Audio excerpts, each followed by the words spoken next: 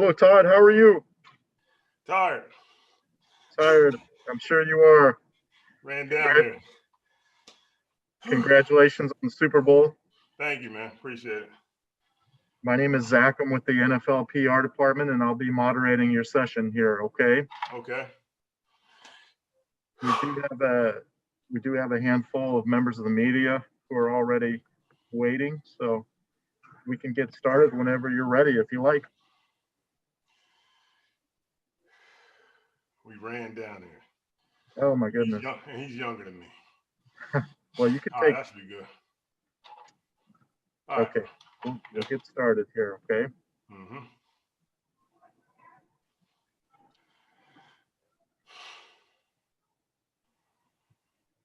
Okay. First.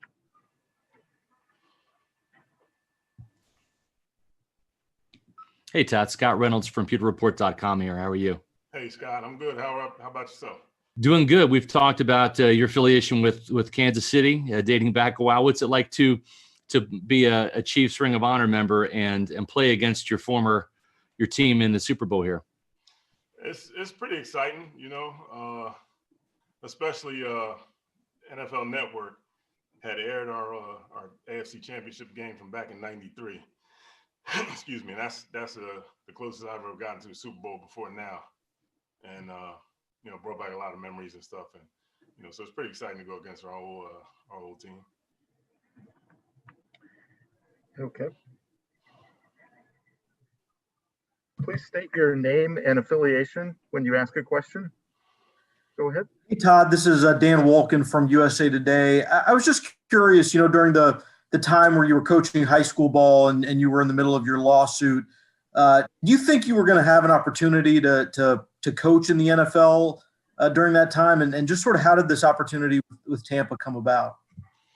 Well, I wasn't sure.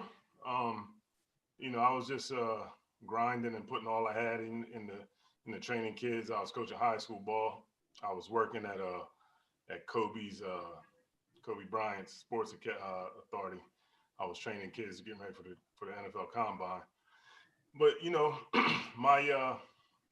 my connection has always been BA, and we go back 38 years. Coach Arians, I'm talking about, and he recruited me out of high school. He was my head coach in college, my running back coach in Kansas City. He hired me in Cleveland, and during that time, he retired. So I was like, oh well, I hadn't been really in the loop real heavy in the past past couple of years prior to that because I had been at USC. So I really wasn't sure. And then once he got the job, people started telling me his name was being thrown around, and I hadn't heard from him. So I hadn't heard anything from him. So I wasn't sure how valid that was, but I got the call and here I am. Okay, next question is from Mick Schaefer, WSHB TV. Go ahead, Mick. Hey there, Todd. Mick Schaefer, KSHB TV in Kansas City. Good to see you. These are obviously the kind of the halcyon days of Chiefs football these last few years, but you were there when they were kind of ramping up with Marty. I'm just wondering if you could speak to what Kansas City meant to your development in your long career in football. Kansas City, the city or the organization, or in which way? Stand by, Todd. Stand by. Hang on, Mick.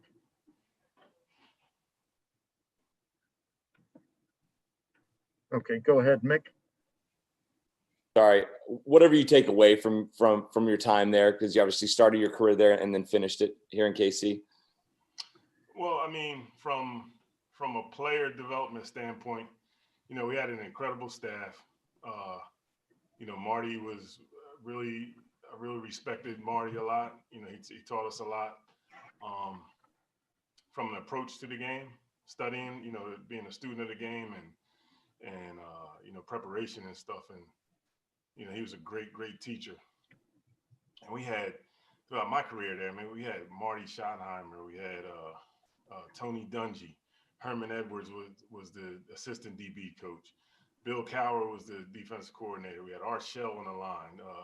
coaching the O-line. We had Alex Gibbs, the O-line guru, coaching Howard, the late Howard Mudd, coaching. We had an incredible staff along the way.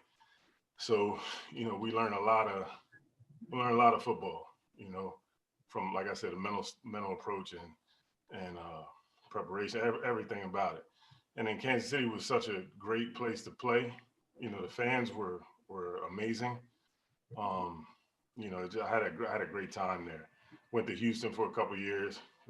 Frustrated with my workload, and coming right back and retiring. So I really had a great time there. I loved it. Loved the fans there, and it was great.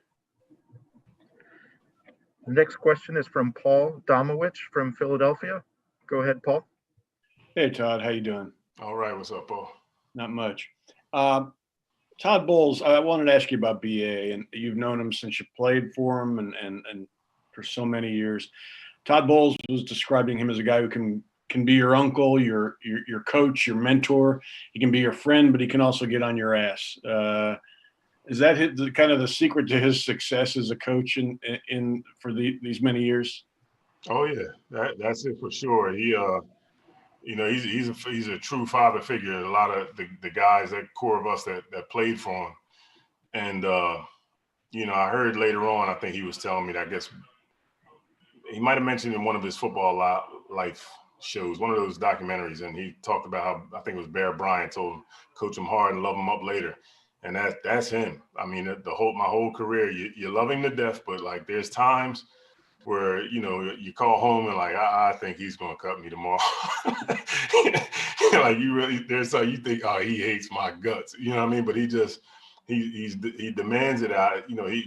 He demands that you get your potential out of what you are as a player or even a coach, and it's never personal. At the moment, you can sometimes think that it is, but it's not personal. It's all love. He's the epitome of tough love and the most loyal guy you'll ever meet, the most loyal person I know in my life. Next question is from Joey Knight from the Tampa Bay Times. Joey? Hey, Todd, can you hear me? Yep, I got you. What did you see back in those Temple days that made you think that Bruce Arians could reach this level, or did you see anything? It's hard at that level because you don't know that level. We're just came out of high school. Now we're in college playing. I knew that he was a good coach, and you never question whether he cared about you. He had your best interest in heart. I don't care how hard he is on you and all of that. You understood, even as a young guy, as a kid, you understood that it was coming from, a place of love, so, that part of it, he was a great motivator, great coach, and he's a great person. We never questioned BA's loyalty and how his his genuineness, and that translates on any level. At that time, we don't know what the NFL is about and what it, you know what I mean. So I couldn't really speculate on that, but we know as a man and a coach, he was always going to be successful. Scott Reynolds from Pewter Report. Go ahead, Scott. Hey, Todd. Leonard Fournette's had quite a postseason run here for you, scoring a touchdown in all three of your playoff games, and really, I think, becoming more of a factor in January than he even was during the season. What has sparked his ascension, and how has he made the most of his opportunities? I believe the biggest thing with him was accepting his role. During the season, we started. Rojo was our starter, and he captured the role of starter during the majority of the season. And he got COVID and he got hurt. And Leonard stepped up. The biggest thing with Leonard was just accepting that he wasn't the superstar and the only guy and wasn't the man.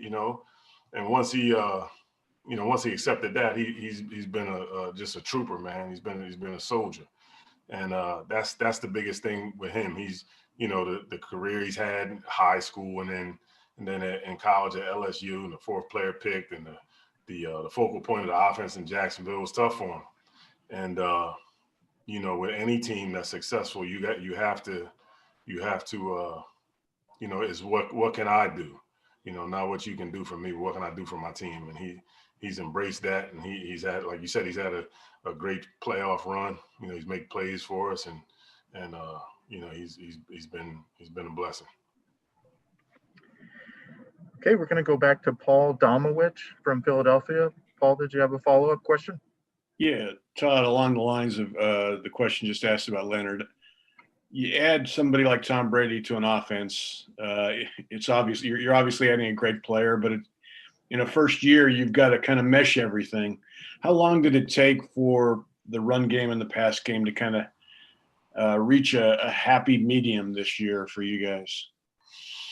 I don't know. I can't really say like when we really started clicking. It's going to take time. It's going to take time. And this is just me talking like from Tom being 20 years in the system, and it's going to take him. I would imagine it take him a little bit to really feel comfortable, and with and then even the play caller, even with Byron and him meshing. So the play calling has to mesh with the quarterback's level of comfort, familiarity, and him being comfortable. And then it's a matter of the running game and how it fits as far as how we want to attack. So I mean, at some point, I guess we were 7-5, and since then I think we kind of things started. I think we kind of hit our stride, so to speak. I can't really put a finger on exactly when, but toward that, after we were 7-5 and we hit a nice little run, and we kind of got in our groove, in time to make this playoff push. The next question is Ian Rappaport with NFL Media. Hey, question about LaShawn McCoy. He has obviously on the field not contributed much as far as stats. It seems to be the opposite in the room. What does he bring you? He a ton of experience, and he's got a ton of experience. He's had a heck of a career. His legacy is set in stone. He's been a phenomenal player. And the thing about these younger guys, they remember watching Shady. They've seen him play, all throughout his career. They watch, they've seen him, they watched him. So they're not in all of them, but they got a healthy level of respect for him. And I lean on him to offer his experience to him, and dealing with like we just talked about Leonard, and him having to embrace the role that he's been thrust in here. And Shady's helped with that. He's helped with Ronald, and with his development. Rose just blossomed this year. He showed some flashes last year after being inactive at points. During the majority of his rookie year, and he's helped a lot in Rojo's development, his confidence and stuff. So it can't always come from a coach. When you got a room full of young guys, they need somebody to look to, and another ear, another voice to get in their ear, and he's been great with that. Okay, we're going to go to Dan Wolken with USA Today. Go ahead, Dan. Yeah, Todd, just following up on the question I asked earlier. I know your lawsuit against the NCAA is still going on after all this time. How would you kind of characterize the price you've paid for taking on the system, so to speak, and how has it been worth it? I mean, in all honesty, I don't really talk about that too much. It's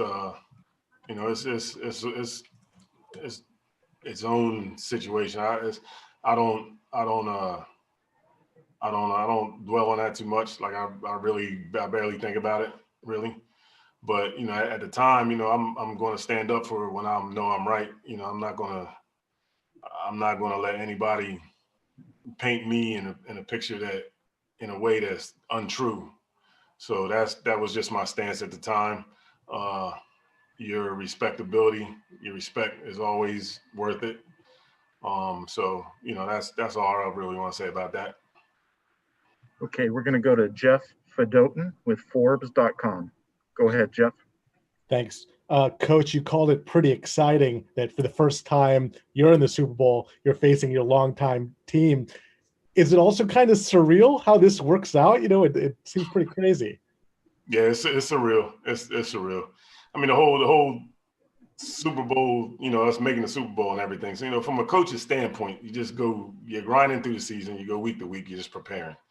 And then, we get to playoffs and, you look up and like, wait a minute, we got one game to go. And, it really didn't hit me till Chris slides and, oh snap, we won, and to play the Chiefs. So, I posted I had a hat, my NFC championship hat, conference champion hat. And first one to hit me up was Alan Wright from the Chiefs, the equipment guy from the Chiefs. He was there when I was there playing, and he texted me like, "Get that out of here!" And then his fans on there, and they're like, "We don't approve of this. Like, you're a Chief. It runs through your veins." So that part of it, I'm like, wow. It's but it's kind of surreal. It's deep. Todd, we're going to go back to Ian Rappaport, NFL Media. Go ahead, Ian.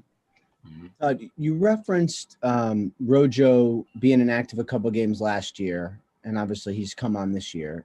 The same sort of thing happened to Leonard, where he obviously was sat down for a week and then responded well. What is it about that sort of that tactic or that punishment, I guess, that can lead a guy to show what he can do, I guess? It's just a wake-up call. I mean, in Leonard's case, I think more so than Rojo's case, I think it's just a wake-up call. Like this is something, you're part of something that's is bigger than you are. You know what I mean? And then him dealing with the change of environment and the change of his role and all of that stuff. That sometimes you have to be shocked into the reality that like this can go this can go on without you, and some guys need that. Sometimes you need that, sometimes guys got to be released. Not saying that was, with that, but some guys get released. And if you're self-reflective, you can kind of, if you're true and honest with yourself, you can say, okay, maybe I need to change this. Maybe I need to change that.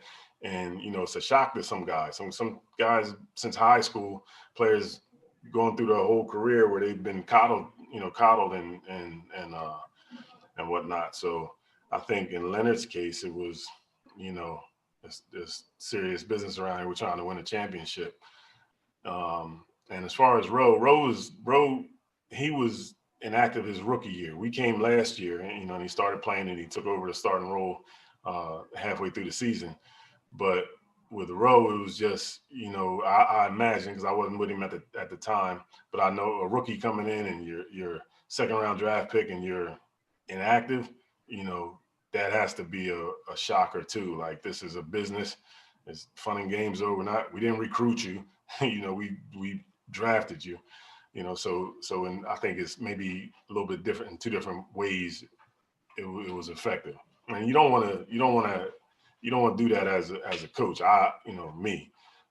You wouldn't have to go to that. You don't want to have to go to that extreme. You want to be able to reason with people and get them to buy in and handle their business. Thank you, Todd. We're going back to Joey Knight from the Tampa Bay Times. Joey? Can you just speak to what you've observed about the selflessness, the unselfishness of Rob Gronkowski, especially during the playoffs when he's just been such a vital blocker for you? Yeah, Gronk, I mean, you got to, if you're around him, you kind of get like Gronk is one of those, he's been a super, excuse me, he's been a superstar, one of the best in his position. And he's not a guy that takes himself seriously. He loves playing the game. He's one of those guys, he loves playing the game. He loves being out there with his teammates. He loves practice and working out and all that stuff. And there's no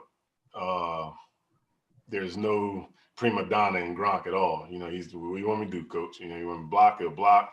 And now that you mentioned it, like that's important for a guy like Leonard. To see somebody else that's had success in the league and to the level that Gronk has. And he's, hey, I'm just here. What do you want me to do? So that kind of resonates among the younger guys. And it's always great to have somebody like that you can point to as a coach, or, that they can see. So I think it's been invaluable. Trajan Watkins with Black Sports Online. Go Hey, ahead. Todd, can you hear me? Well, yeah, I got you. What's happening? Yeah, I just wanted to ask a little bit more about Ronald Jones. I mean, obviously last year he didn't have the type of season any running back would want. Didn't get the amount of carries he wanted, most likely. But this year, he's came into this year. He's found more of a role and he's found more success, obviously. From your perspective, has he done anything different this season compared to last season to find that success, whether it's how he's practiced or how he's prepared for games each and every week? Yeah, I think, when I came in last year, I didn't have any problem with how he studied. He took notes and he was smart, and I didn't have any problem with how he approached the game and stuff last year. I really believe he's 23 years old, and I believe it's just a matter of this being his third year in the league. He came in, he didn't have success, wasn't too confident. We came last year and he ended up started playing, and it's just a matter of playing and going through a season, playing games that matter and being thrust in the starting role and the expectations that come with that. And this year he was ready to go, and then we had Leonard and Shady came in, and when you got a young guy that's just been thrust into a leadership position, and then you get two guys that are big name running backs come in, and he didn't back down to blink an eye at competing, the competition. If anything, he stepped up the competition when they came in, and he kind of was off to himself and was into his work. And I was really proud of him and how he handled. We got Sean McCoy, and then we get Leonard Fournette, and he didn't bat an eye. That says a lot to his development and where he was and where he is in his mental approach. So I was really proud of how he handled all that. Okay, we're going back to Scott Reynolds with Pewter Report. Scott? Todd, you were the pass catching running back with the Chiefs, so much so you were called third to McNair in Kansas City. I know it pains you to see Rojo and Leonard drop some passes out of the backfield every once in a while. Probably happened too much for your liking, but can you just speak to Rojo's hands getting better this year? And then also, if you can recall and speak to that fabulous 37-yard catch and run touchdown he had against Kansas City in Week 12. Yeah, it's something that he's constantly working at, and it's I believe it's a concentration factor, because he broke his finger and he had his hand with these two fingers were taped down, so he's got three fingers, and we're like, oh man, he didn't drop a ball, and it's the fact that he had an impediment, so you got to concentrate, and so he's been plucking it this year a lot better than last year. The catch and run against Kansas City is just a testament of his athletic ability. You get in the ball and he can make something happen. He's got explosive ability. He's got tremendous talent, and when you're confident, you can just flick the ball out there to him like that, a check down, 5-yard check down, and he turns it into a 37-yard touchdown. Outruns one guy, high steps. It's just a testament of what the things that he can do. So we got to keep him confident and keep constant process with him, and then he'll always be able to give you those plays. We're going to go up to Jeff Seversky in Philadelphia, the ABC affiliate. Go ahead, Jeff. Hey, Coach, how are you? I'm okay. How you dealing with the snow? Oh, man, it's brutal. Brutal. Jealous of you guys. I wanted to ask, I'm a Temple alum as well, and you guys have so many Temple guys on your staff. I think it's maybe 8. I may have lost track, but how special is this for you to see Coach Arians and along with so many others got their start at Temple University in Philadelphia and have finally made it to the Super Bowl and on the biggest stage? Yeah, that's been incredible. Like, there's so many subplots off of that. BA and his loyalty and his we had 9 last year. We got 8 people from Temple, so that's an example of his loyalty, right? And we get here, and then the people that he did bring, like we got we got the most black coordinators ever, and 2 of the 3 are from Temple. You know, so that's a big thing. I think we might be have the most black coaches in the league. I'm not sure, and we got 2 women on the staff, and you know, all that stuff is you know, we get to do it together. And me and Kevin Ross been together 30 years, man. Me and Kevin were 2 of the 3 captains on the Chiefs when we played. We played together in Kansas City. We're from, you know, the same area. You know, so that part of it, you know, us all being together, BA having the confidence and bringing us together, and the success that we were able to accomplish this year, you know, that's been phenomenal. You know, we're all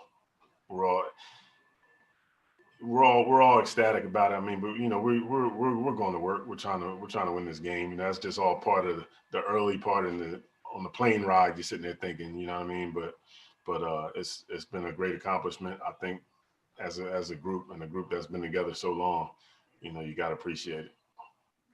Okay. Mick Schaefer, KSHB again. Mick. Hey, Todd, you touched on your workload back in the day with the Chiefs. Just wondered if you could, talk about how frustrating it might have been to finally wait for Okoye to retire, and then they bring in Marcus Allen. And then speaking of Kevin Ross, could he cover you? Because I'm sure you met on some wheel routes out of the backfield back in the day in practice. Yeah, well, it was pretty frustrating, you know. Yeah, I was pretty frustrated. Yeah, I retired with a 5.5 yards per carry average, by the way.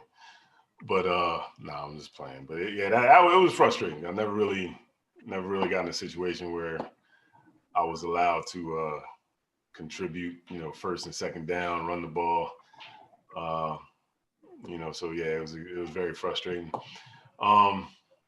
You know, but hey, like I said, you do what you can do. Like, if I can't play on first and second down, I'll make tackles on special teams. Like, you know what do? Send me home.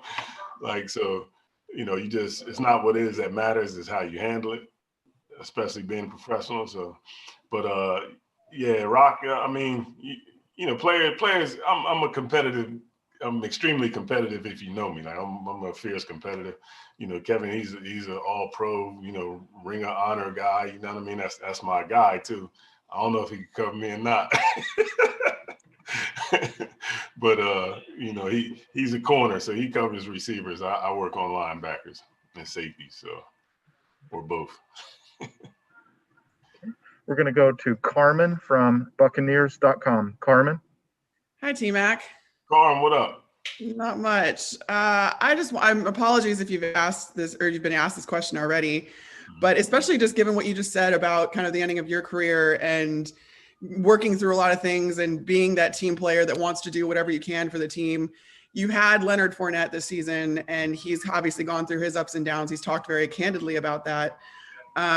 What have you been able to kind of impart on him? And do you think this kind of playoff Lenny resurgence do you think any of that has to do with the experience that he had, especially in Jacksonville, where he was such a huge component of that offense that he's comfortable with this kind of responsibility? Yeah, I mean, you know, again, yeah, I answered earlier, but yeah, it's just a testament of him really embracing his role. Yeah, you never know in this league. The NFL, you don't know. I mean, you could be the man 1 minute, you could be traded the next, you don't know what happens, and you're not always going to be. You know, I share my experiences with my players, but my experience is different than theirs. Like, Leonard was the 4th player picked. I was, you know, barely got drafted. I was the 8th round draft pick. You know, Shady's the 2nd round, Rojo's 2nd round. So from their perspective, they're like, oh, well, that's easy for you to say. You're just 3rd down back. And, you know what I mean? Now I'm mad. Right? So their experience is different than mine. And, you know, but I still share the experience. And, you know, you just, like I said, you keep trying to reason with them and all. And sometimes it takes some shaking up, you know, to wake a guy up, you know, but he's responded tremendously. And, you know, he just got to the playoffs and Rowe was down and, you know, we're always going to go with the hot hand, you know, in a game. And it's part in the season where one guy is like, you know, Rowe had ripped off 300-400 yard games in a row. He's hot. You know, he's going to stay the guy. Now Leonard, you know, he's had a good playoff run and he's hot. So, you know, the thing is just everybody understanding where we're at now, coming through the playoffs, and we're all together. Everybody's got to grab a O and 4 in row, and you know, Yes, ma'am, it is. I'm set and ready to go. Okay, we're gonna have to close up. We have to No worries at all. I'm set. I'm good to go. Whenever he jumps on, we will get it done. Hello, sir. Can you? All right. About that, Todd. Thank you very much for your time today, and all the best to you the rest of the week. Okay. Thank you. Appreciate it. Have a good day. Thank you, everybody, for joining us. That concludes our session with